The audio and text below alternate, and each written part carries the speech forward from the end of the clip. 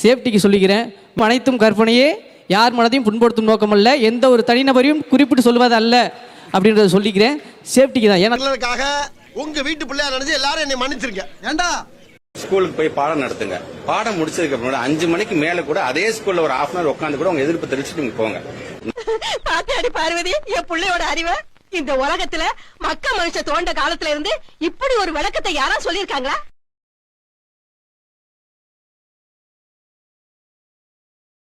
வெளியில ஒட்டியிருந்த படத்தை எல்லாம் கிழிஞ்சிட்டீங்க தம்பி.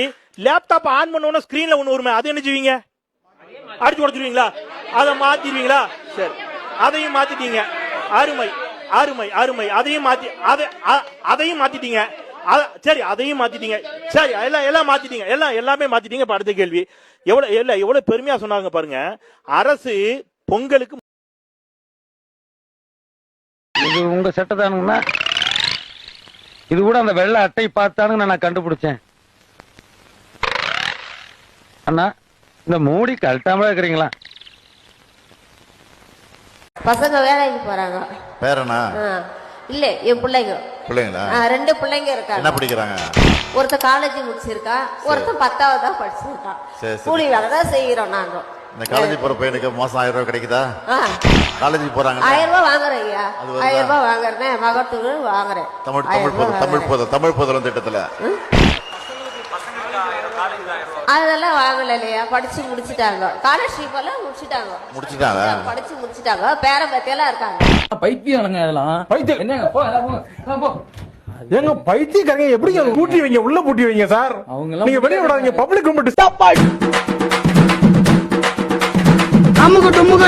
போய் ஏதோ குத்துவிளக்கு ஏத்தணும்னு சொன்னீங்களே, என்னாச்சு?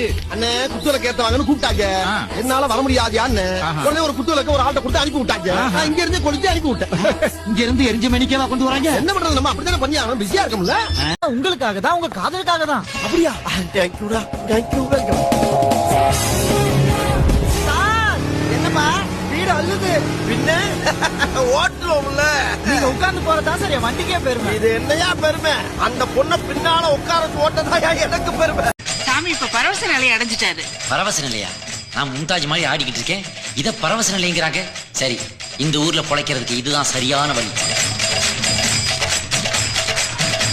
அரங்கவர் ஓவியமே, உற்சாக காவியமே, ஓடை நறுமலரே, உடையமிழ் புதுநிலவே, அன்பே, அமுதே, அழகே, உயிரே, இன்பமே, இனிய தென்றலே, பனியே, கனியே, பழரசு சுவையே, மரகத மணியே, மாணிக்க சுடரே, மண்பத விளக்கே.